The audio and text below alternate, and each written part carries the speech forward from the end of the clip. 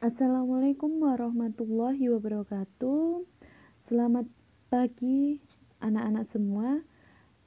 Setelah kita menjalani PTS atau penilaian tengah semester 1 minggu yang lalu, hari ini kita akan mulai pembelajaran di bab ketiga. Bab ketiga ini kita akan membahas tentang teks prosedur. Pada video hari ini kita akan membahas tentang satu, pengertian dari teks prosedur, kedua adalah tujuan teks prosedur, yang ketiga adalah ciri-ciri teks prosedur, yang keempat jenis teks prosedur berdasarkan strukturnya, yang kelima yaitu jenis teks prosedur berdasarkan tujuannya. Mari kita bahas satu persatu dari isi dalam video ini.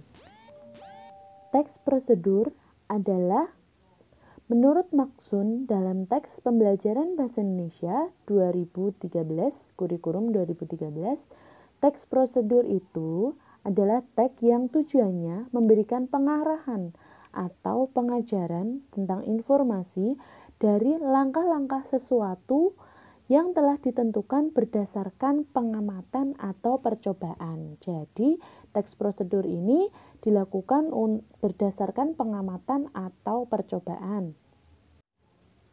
Menurut buku Kemendikbud dijelaskan bahwa teks prosedur itu adalah teks yang berisi dari tujuan dan langkah-langkah yang harus kita ikuti agar suatu pekerjaan atau suatu kegiatan itu dapat dilakukan secara urut. Jadi di situ nanti ada langkah-langkah serta tujuan yang harus kita lakukan tapi dengan urut. Jadi tidak boleh diacak ya. Nah, dari dua pengertian ini dapat kita simpulkan bahwa teks prosedur adalah teks yang berisi instruksi atau perintah kepada pembaca ataupun pendengar untuk membuat atau melakukan sesuatu melalui serangkaian tindakan atau langkah-langkah. Nah, jadi pada teks prosedur ini nanti isinya adalah suatu langkah-langkah kegiatan yang harus kita ikuti agar kita dapat melakukan kegiatan itu dengan tujuan yang benar. Nah, dari dua pengertian itu sebenarnya masih banyak, tapi Bu Guru hanya memberikan dua pengertian ya secara umumnya. Nah, dari pengertian tadi ditarik kesimpulan bahwa tujuan dari teks prosedur ini menjelaskan cara sesuatu itu dibuat atau dilakukan dengan langkah-langkah yang urut atau runtut. Jadi tujuan teks prosedur itu untuk memberikan petunjuk atau cara melakukan sesuatu melalui serangkaian tindakan atau langkah-langkah. Nah, secara tidak langsung sebenarnya kita sering menemukan teks prosedur ini dalam suatu wadah makanan ataupun minuman. Seperti contohnya, coba kita lihat dari belakang kemasan dari Indomie goreng atau mie. Nah, di situ di belakang kemasan biasanya kan ada langkah-langkah ya, cara membuat dari mie tersebut. Nah, itulah yang namanya teks prosedur. Seperti itu, atau bisa juga di kemasan susu atau mungkin kalian pernah melihat dari makanan atau minuman yang lainnya. Nah, itu yang dimaksud dengan teks prosedur. Sudah mulai punya gambaran ya? Nah, ini salah satu contoh teks prosedur. Di sini cara mematikan komputer. Nah, dalam kita tahu bahwa komputer itu ada langkah-langkahnya. Bagaimana cara kita mematikan komputer? Jadi tidak asal-asalan. Nah, seperti ini ya. Bisa kita pahami, ini salah satu teks prosedur cara mematikan komputer. Nah, coba kalian lihat di sini ada sesudah selesai menggunakan komputer, maka mesti dimatikan terlebih dahulu supaya tidak menyala terus. Sama halnya dengan prosedur dalam menyalakan komputer. Kemudian untuk cara mematikan komputer juga membutuhkan prosedur atau membutuhkan langkah-langkah agar komputer tak cepat mengalami kerusakan. Nah, ikuti untuk tahap-tahap yang benar pada berikut ini. Nah, ini merupakan contoh teks prosedur. Sudah paham ya? Oke, agar lebih paham lagi, kita akan simak ciri-ciri dari teks prosedur. Ciri-ciri ini yang membedakan dengan teks-teks yang lainnya. Nah, ciri yang pertama di sini terdapat tujuan, langkah-langkah, dan penutup. Jadi, tujuan dari apa sih yang harus kita lakukan dalam teks prosedur yang nantinya kita baca atau kita dengar. Nah, ada langkah-langkahnya dan ada penutup atau kesimpulan. Yang kedua, menggunakan kalimat imperatif atau kalimat perintah, sehingga pembaca atau pendengar bisa mengikuti apa yang diperintahkan pada sebuah teks tersebut. Nah, misalnya cara mematikan komputer tadi, matikan komputer. Nah, kata matikan merupakan perintah bahwa kita disuruh untuk mematikan komputer. Yang ketiga, menggunakan kalimat saran dan larangan. Saran atau arahan. Nah, saran atau di sini dan larangan ya, tahu ya saran dan larangan ya apa bedanya. Yang keempat, menggunakan kalimat penghubung sehingga dari awal dan akhir teks tersebut saling terkait atau berkaitan. Nah, misalnya kalimat penghubung kemudian lalu. Nah, itu untuk menghubungkan kalimat satu dengan kalimat yang lainnya. Yang kelima, menggunakan kalimat langsung dan tidak langsung. Di sini sudah dibahas pada bab sebelumnya bahwa kalimat langsung itu ditandai dengan tanda petik ya. Dan tidak langsung itu berarti kalimat yang mengulang dari pembicara awal. Contoh kalimat langsungnya seperti ini. Matikan komputer terlebih dahulu. Nah, diberi tanda petik 2. Nah, kalimat tidak langsungnya seperti ini. Pada teks tersebut dijelaskan bahwa kita harus mematikan komputer terlebih dahulu. Nah, seperti itu. Jadi seperti mengulang dari kalimat pembicara. Yang keenam, menggunakan kriteria atau batasan tertentu. Nah, jadi misalnya seperti ini. Kita memasak mie. Di dalam kemasan itu seperti ini. Diberi batasan. Tunggu air sampai mendidih. Nah, itu kan batasan ya, bahwa kita harus menunggu air itu mendidih terlebih dahulu. Nah, jadi ada batasannya atau kriterianya. Siapkan panci. Nah, kata keterangan ya. Di sini siapkan panci. Jadi keterangannya adalah siapkan panci. Panci, kita tidak menyiapkan sendok terlebih dahulu atau tidak menyiapkan piring atau mangkok terlebih dahulu, tapi kita disuruh untuk menyiapkan panci. Nah, di situ ada keterangan ya. Selanjutnya, berisi pemberian informasi. Nah, misalnya pada kemasan mie lagi, itu berikan informasi tentang bagaimana cara kita memasak mie terlebih dahulu. Ciri yang terakhir adalah berisi langkah yang terperinci. Nah, jadi langkah-langkahnya itu benar-benar jelas dari awal sampai akhir dan kita tidak boleh membolak-balikkan dari teks prosedur tersebut. Nah, seperti itulah ciri-ciri dari teks prosedur.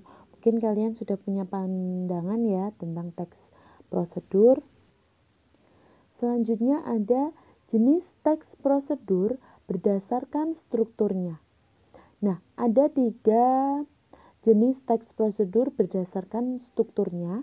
Yang pertama itu ada teks prosedur sederhana, yaitu teks yang berisi langkah-langkah sederhana yang biasanya hanya ada 2-4 langkah saja dalam melakukannya. Contohnya cara kita login Facebook. Nah, jadi teks prosedur sederhana ini teks yang singkat ya, langkah-langkahnya hanya ada beberapa, dari misal 2-4 langkah saja. Yang kedua, ada teks prosedur kompleks. Kebalikannya dari teks prosedur sederhana.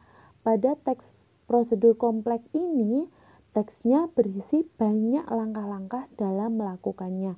Contohnya, cara kita membuat sambal, cara kita membuat suatu makanan, cara kita mengajukan pembuatan kartu SIM atau perpanjang STNK. Nah, jadi langkah-langkahnya memiliki banyak langkah-langkah, kebalikan dari teks prosedur sederhana. Yang terakhir itu ada teks prosedur protokol. Teks yang pada setiap langkahnya bisa diubah, tidak harus urut. Walaupun berubah tetapi hasil akhirnya tetap sama. Nah, teks prosedur protokol ini teks yang biasanya di situ dibolak-balik ya langkah-langkahnya, tapi tujuannya tetap sama. Misalnya protokol kesehatan, sekarang kita pakai masker ini. Nah, boleh cuci tangan dulu baru pakai masker, atau pakai masker dulu baru cuci tangan. Nah, tujuannya tetap sama. Tapi yang lebih baik bagaimana harus kita ikuti. Nah, kalau ini jenis teks prosedur berdasarkan tujuannya. Ada 3, yaitu teks prosedur membuat sesuatu. Nah, berisi langkah-langkah membuat sesuatu. Bisa suatu barang, yaitu makanan atau alat. Nah, seperti itu. Jadi kita membuat ya, menciptakan sesuatu. Yang kedua itu teks prosedur memainkan alat atau memainkan sesuatu. Berisi langkah-langkah urut dalam memainkan alat. Misalnya alat musik, gitar, bagaimana cara kita bermain gitar, bagaimana cara kita bermain piano. Nah, seperti itu. Yang ketiga, teks prosedur melakukan sesuatu. Jadi kita melakukan sesuatu. Misalnya, bagaimana cara kita senam lantai, bagaimana cara kita senam SKJ, bagaimana cara kita tari keca atau tari saman. Nah, seperti itu.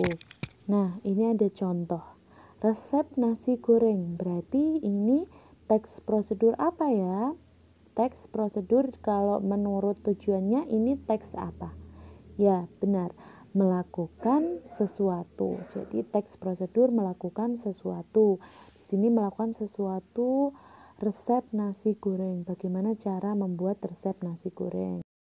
Jika berdasarkan strukturnya, teks prosedur ini karena ada tujuan, bahan sama langkah-langkah saja, berarti dia termasuk teks prosedur sederhana karena tidak ada kesimpulan atau penutupnya.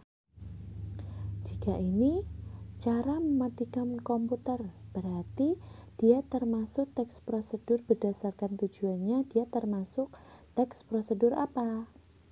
Ya, benar, cara melakukan sesuatu. Jadi bisa dipahami ya, kalau tadi tentang nasi goreng itu berarti teks prosedur membuat sesuatu. Kalau ini cara mematikan komputer, berarti dia termasuk teks prosedur cara melakukan sesuatu. Oke, di sini ada latihan soal ya. Ada 4 latihan soal yang harus kamu kerjakan.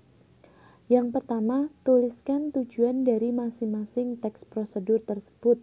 Nanti Bu Guru berikan teks prosedurnya, apa tujuan dari masing-masing teks prosedur tersebut. Yang kedua, apa persamaan dari teks prosedur tersebut. Jadi ada beberapa nanti yang Bu Guru berikan teks prosedurnya, apa persamaan dari itu. Yang ketiga, sebutkan jenis berdasarkan strukturnya dari teks prosedur. Yang keempat, sebutkan jenis berdasarkan tujuannya dari teks prosedur tersebut. Nah, ini ada teks prosedurnya. Teks prosedur yang pertama, cara membersihkan kulit wajah. Nah, ini tujuannya apa? Teks prosedur tersebut.